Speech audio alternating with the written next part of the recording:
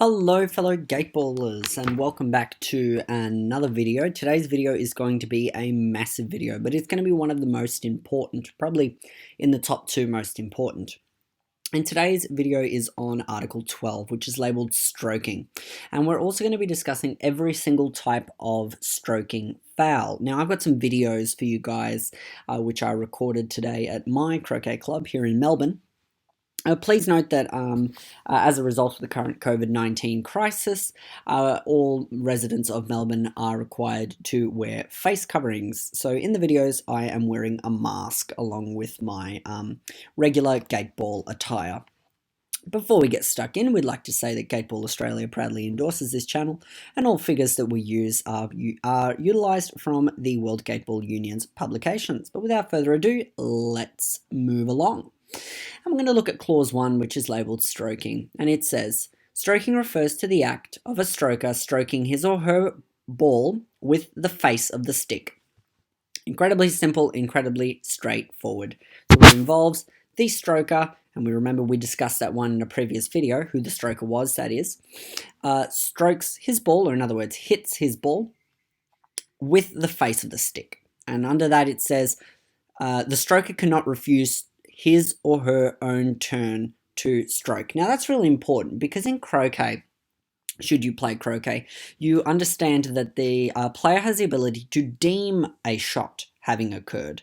In Gateball, we don't have that, and you must stroke your ball once your number has been called. Moving on to clause number 2, which is start stroking. And I've got a little bit of a video for that one here. So we're just going to play the video.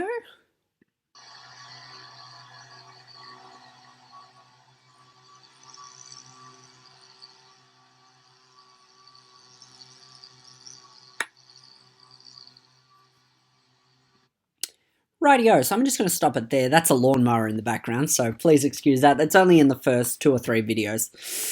So we're just going to describe what happened there. Well, it was a player of ball 8, after being called by the referee, placed his ball in the starting area, and then he stroked the ball through gate 1. Now, I do have to apologise because for some reason my gate numbers have gone walkabouts, so my gates do not have gate numbers on them, but please just assume that the court would usually, or the gates would usually have gate numbers on top of them. But we're going to read clause 2. Clause 2 says, the start stroking refers to the act of a stroker placing his or her ball, which has not made a successful pass through the first gate, with his or her hand in the start area and stroking it. Essentially, what I just did in the video just there. And it says a few dot points under that. It says the stroker can use his or her hand to reposition his or her ball, which has been once placed in the starting area. So after placing the ball, if I just go back a little bit here and we look at myself, you see here I'm placing the ball on the ground in the starting area. As you can see, there is it might be a bit hard to see, but there is a thin yellow line there from the outer court, and the inner line, which is the inside line, sorry, which is this white tape here, and it's inside that area. Should I have wished to reposition that because I changed my mind, I am permitted to reposition it with my hand. Please note that should you be repositioning it any other way other than with the hand, it is not permitted, and in most cases is considered a ball touch foul. Moving along. It says number 2, a stroker may ask the referee to have a ball temporarily moved if it is obstructing the path to complete a pass through the first gate. So, should there have been a ball on a line which extends from the right leg of this gate to the right side of the starting area, or the left side of this gate with the left side of the starting area, anywhere in that V or cone that's created, as well as up to a ball's width behind the gate, you as a player, or the stroker is permitted to ask the referee to temporarily move that ball so that there is a free path through the gate for him to stroke the ball through. Rightio, moving on to number 3. A player who is not able to make a successful pass through the first gate again carries out a start stroking at his or her next turn to stroke. So that basically means, should I have accidentally missed the gate, my ball does not stay on the field, and I'm permitted to retry from anywhere in the start area when it is my next turn to play. So I'm playing ball 8, so once ball 7 is finished and ball 8 gets called by the chief referee again, I will be permitted to re-stroke my ball in a start stroke. Moving on to clause number 3, and it says gaining the right for a continuous stroke. Now, I have only got one video for this one, but it's going to come through a little bit later in dot point 3. So we're just going to discuss it on this one. And it says the right for continuous stroke is gained in the following cases where all the balls inside the field stop. On the inner field stop, sorry. Very important to remember that. Number 1, when the stroker's ball makes a successful pass through a gate and stops as an in ball, the stroker can stroke his or her ball once more. Very basic. If you go through the next gate in order, so for instance, during the start stroking, should you perform the start stroking and make the gate, as I did right in this video, which we'll skip forward a little bit. So we've gone through the gate. I am entitled to another stroke after that. And I believe I actually make that. So I run across.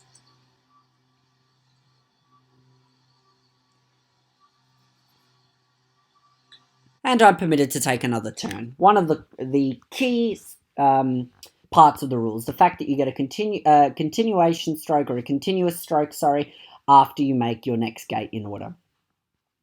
The number of continuous strokes gained by making one or more successful passes through one or more gates is limited to 1. What does that mean? Well, by some freak chance, and it is technically possible, you can strike the right-hand side of gate 1 and the ball can travel through gate 2. So you've effectively gone through gate 1 and gate 2 in one stroke. Now, you do not get 2 continuation strokes there. You only get 1 continuous stroke. You only get 1 continuous stroke.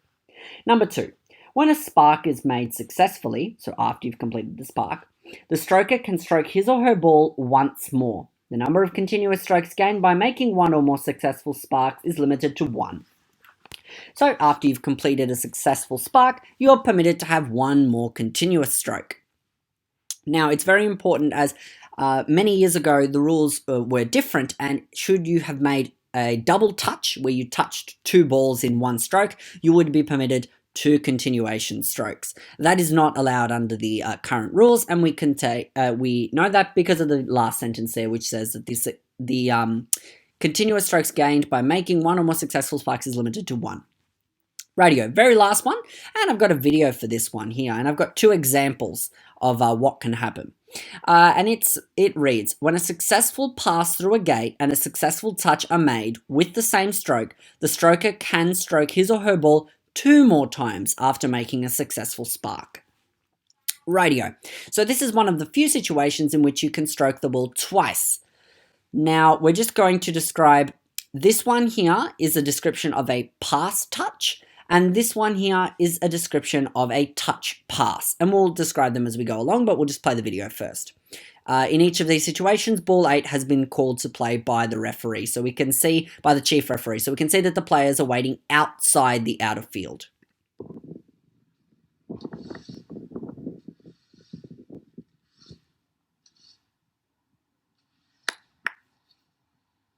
So that is an example of a pass touch. Ball 8 passes through gate 2 in this situation and touches ball 9.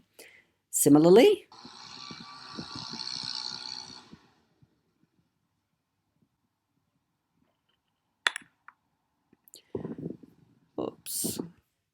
in this situation, ball 8 strokes his ball, it touches ball 9 and then passes through gate 2. That is considered a touch pass. And in this situation, after the successful spark has been completed, you are permitted to stroke the ball twice more. And that is limited to 2 times. Rightio. Moving along, we are going to be talking about the largest chunk of our video today, and that is stroking fouls. So, dot point 1 says, any of the following actions by a stroker is a stroking foul. And we're going to move on to the first stroking foul, and it reads, stroking by pushing, when the face of the stick pushes the stroker's ball forward while keeping the stick face in contact with the ball. Radio, what is that? That is this.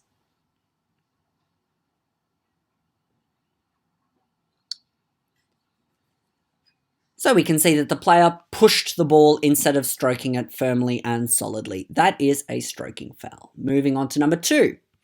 When a ball is stroked twice, moving along, it says when a ball is stroked twice, when the stick face touches the stroker's ball twice or more during the same swing.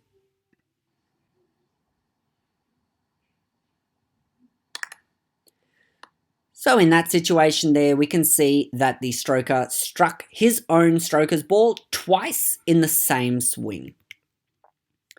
Moving on to the next one, which is when the stroker's ball is stroked with part of the stick other than the stick face. So we must strike the ball with only the stick face.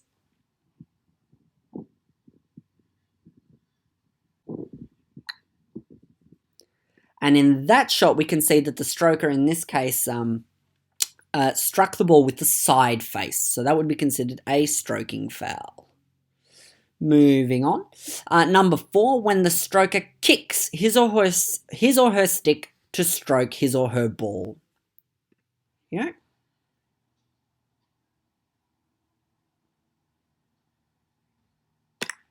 That is an example of kicking the stick, and that is not permitted. Moving on. Number 5, when the stroker's ball is stroked by using the hand to hit the stick.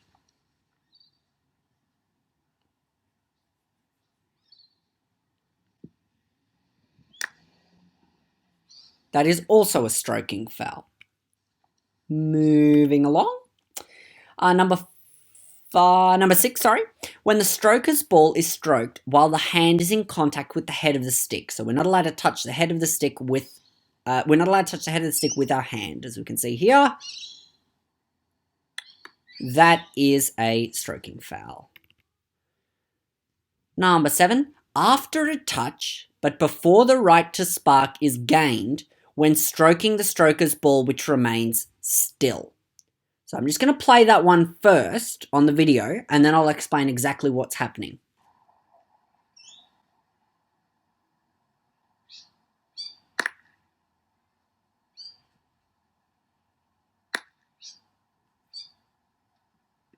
Rightio, so what happened there? We'll read the rule again, and I'll discuss it. After a touch, but before the right to spark is gained, when stroking the stroker's ball which remains still. Rightio. So a touch occurs the instant a ball, your stroker's ball, touches another ball, but before the right to spark is gained. And we're going to talk about when the right to spark is gained in a future video. But in essence, it means that the balls must all stop on the inner field as in balls. So what happened here? Well, effectively, we made a touch on, we'll go back a little bit here. We made a touch on ball 9 with ball 8. So ball 8 struck ball 9. And ball 9 had not stopped moving, but ball 8 had. And then we progressed. You can see ball 9 is still moving there. We progressed to stroke our own ball again before the balls stopped. Before the other ball stopped moving, which obviously is not permitted. In this case, we'd also have to, so we have, sorry, a little bit of a mental blank there. We have the fact that we should have also sparked that ball. But obviously we did not spark that ball, and we effectively forgot to spark the ball, but also did it before the balls had stopped moving. Rightio, going on to number 8. Number 8 is following a successful spark when stroking the stroker's ball before all the balls inside the inner field come to stop. So I'll play the video.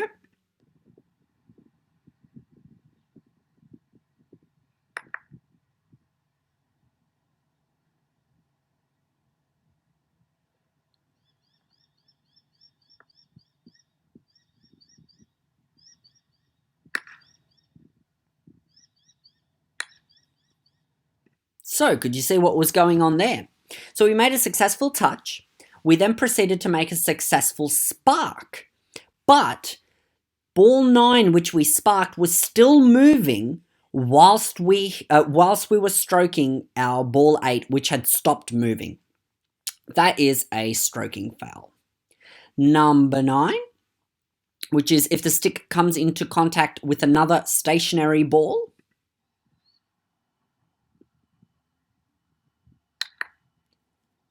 That one's relatively self-explanatory there. We were stroking ball 8 and our stick accidentally hit ball 9, which was stationary. Moving on to number 10. If during the start stroking, the stroker's ball is placed on the field but outside the start area. So we can see there, sorry, I just hit the reset button. We can see there that it's very faint. It might be a little bit hard to see, but the outer court, the outer field line or the outside line, which is, sorry, I shouldn't say the outside line. The starting area line is just there in line with my toe, and the ball has been placed outside of that area. So that is not permitted, and that is considered a stroking foul. That is a foul, not a successful pass through the first gate. Moving on to number 11. Number 11 is when stroking the stroker's ball without sparking, although the right to spark is gained. So that one involves, actually, you know what? We'll just play the video first.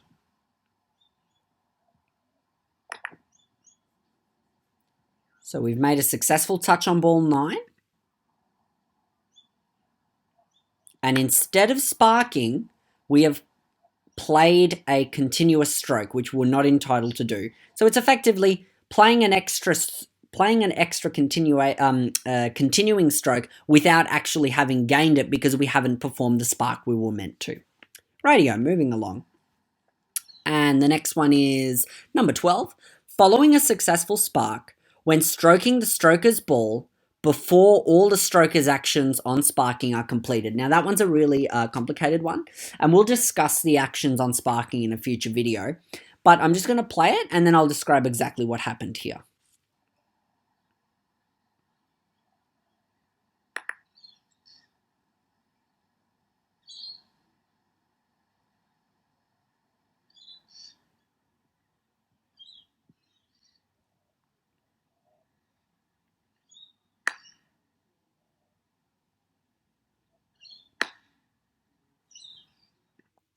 So, what happened there? Did you pick up what happened? Well, I struck the stroker's ball again while it was still under my foot. Now, what does that mean? Well, it means, if you've read the rule in relation to it, and we will go through this, but I do have to touch on it here. I had not taken my foot off the ball yet, off my stroker's ball, which means my actions on sparking had not been completed. So, under Rule 12, following the successful spark, when stroking the stroker's ball before the stroker's action on sparking are completed. So I had not completed my actions on sparking, and therefore by striking the ball whilst the ball was under my foot, I was in violation of stroking foul number 12. Rightio, number 13. Number 13 is if the stick comes into contact with another ball that is moving.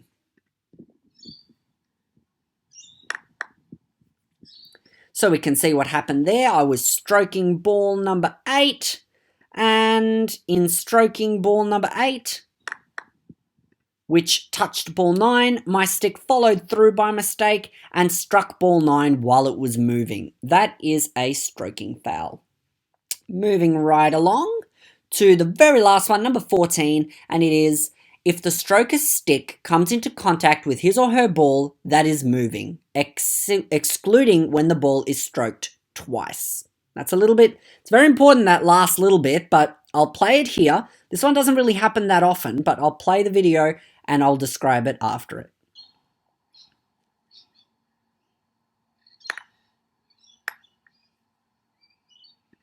So this one's most likely to happen completely by accident, but it basically means that you, after a successful Sorry, not after a touch. It just says if the striker stick comes into contact with his or her ball that is moving. That could be any time when the ball is moving. If the stick comes into contact with the striker's ball while it is moving, in this case I did it with a touch, but it could have been anything, that is automatically a stroking foul. But we need to make sure of that point that says excluding when the ball is stroked twice, which means that if you're making one fluid motion, if we remember back to that video, the one which was in relation to hitting the ball twice with the stick in one stroke, that is a different foul from this one. And you might say, what's the difference? It's still a foul. Well, the way it's treated is very different. And we're going to discuss what happens in each case for each foul. But it's very important to know the difference, that it needs to be separate from the initial stroke. So we can see here, the initial stroke is made, and then we lift off our stance, and then while moving away from the ball, we accidentally strike, or moving away from the shot, we accidentally strike our stroker's ball again. Two separate movements. That's what stroking foul 14 comes under. Rightio. So that was the very last video. So we're now going to discuss what happens in each of these situations go back to that page. We're going to describe how each one of these stroking fouls are dealt with. And that's under dot point 2. And it says, just turn to the page, sorry. It says, the following shall apply in the case of a stroking foul depending on the situation and time. And that's really important. So if stroking fouls 1 to 10, and I'm not going to read them all out, but stroking fouls 1 to 10, if any of those occur, a ball that is moved as a result of the stroking foul shall be returned to the position it was before it moved. Rightio. So we have to move a ball that was moved as a result of the stroking foul back to where it was before it moved. And then it says if a foul takes place during a start stroking, the stroker's ball is placed outside the field. So in other words, it effectively doesn't come on, even if it went through the first gate. That would involve just it having to repeat the start stroking again when its next turn in the playing order was. Number 2, if rule 1, but we won't dot point 1 in other words, which encompasses but if 11 or 12, and because there are only 2, I'll read them out. If stroking fouls 11 or 12 occur, the following applies. Which one were 11 and 12? 11 and 12 were when stroking the stroker's ball without sparking, although the right to spark is gained. So successful touch, you make a successful touch, and then instead of sparking, you take another continuous stroke. And number 12 was following a successful spark when stroking the stroker's ball before all the actions on sparking are completed. So that one was the one where I had my foot still, so I'd completed my successful spark, and then my foot was still on my stroker's ball and I struck the ball again. That's that one. Then the following applies. Number 1, a ball that is moved as a result of the stroking foul shall be returned to the position it was before it moved. Right, that's the same as the last one. But then there's a difference. The second step is the stroker's ball becomes an out ball from the position it was when it was stroked. So it's just to the closest boundary, inside line, and it is made an out ball. So that is a far greater penalty than the stroking fouls 1 through 10. Rightio. Dot point 3. If 13 of this clause applies. Which one was 13? 13 was if the stick comes into contact with another ball that is moving. You know what? I might actually go to that one because that one was just here. So we'll go to that one. So if this happens, like that, in this specific instance, it would be dealt as follows. A ball that is moved as a result of the stroking foul shall be returned to the position it was before it moved. The other ball that is moved as a result of the stroking foul shall be returned to the position it was when it came into contact with the stick. So in this case, ball number 9 was contacted with the stick about probably right a little bit more, a little bit less maybe. Just probably in that frame there. So the location in which the ball was struck by the stick, which was moving. So the ball was moving and it was accidentally struck by the stick. At the position where that occurred, is where we would put ball 9 back, because it's moved from its original position. As we can see, ball 9 is there, but originally it was all the way back here. So it's moved from here to a little bit more there. So that's where it would be returned to. And then it says the stroker's ball becomes an out ball from the position it was when it stopped. See where ball 8 stops? Ball 8 stopped here, so it would become an out ball to the closest boundary, or the closest inside line to where it was. And now we're moving on to dot point 4. If number 14 of this clause applies. So remember number 14? Number 14 was this one here, which was if the stroker's stick comes into contact with his or her ball, that is moving, except when the ball is stroked twice. So watch the video again.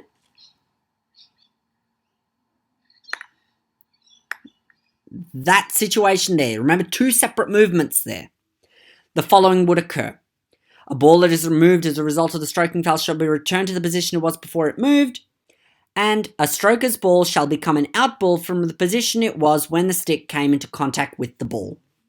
So effectively, that when we accidentally struck it, which was about there, that ball would become an out ball from that position just there. Not where it finished, from there. And that's why it's incredibly important to know the difference between this stroking foul and stroking foul number 2, which is when a ball is stroked twice, when the stick face touches the stroker's ball twice or more during the same swing. Because should stroking foul number 2 occur, the stroker's ball is not made an out ball. It's just put back to where it was before the stroking foul occurred. But should this situation happen, the stroker's ball becomes an out ball, which is a far greater penalty. Radio. Dot point number 5. If a stroking foul takes place during the stroker's actions on sparking, Article 16, Clause 4, stroking foul 2 shall apply depending on the situation and time. Now, we're going to discuss all of the stroking fouls in a future video, and I've got videos of all the stroking fouls as well. And we're going to discuss what the stroking foul number 2, the penalty stroking foul number 2, sparking foul number 2 is. And it's very similar to the stroking fouls depending on the situation and the time. It's just one of those. So if a stroking foul takes place during the stroker's actions on sparking, which we'll discuss actions on sparking, then stroking foul 2 shall apply. And we'll, again, discuss all of it. But it's important that I read you that little bit there, because we can actually perform stroking fouls during the actions on sparking, or even during sparking in hole. Rightio, so that's the end of today's little lesson and video. You can tell today's one was a little bit of a doozy when it came to its length, but it's important to understand all of those fouls, because we need to distinguish what is a foul, what is an invalid move, what is the difference between a stroking foul and a sparking foul, which we will discuss, because there are different penalties based on the different situations. And as a result of that, we need to know all of those things as a referee in any level, so that we can treat our players or the players of the games fairly and equally. Thank you very much for listening today, and let's play ball.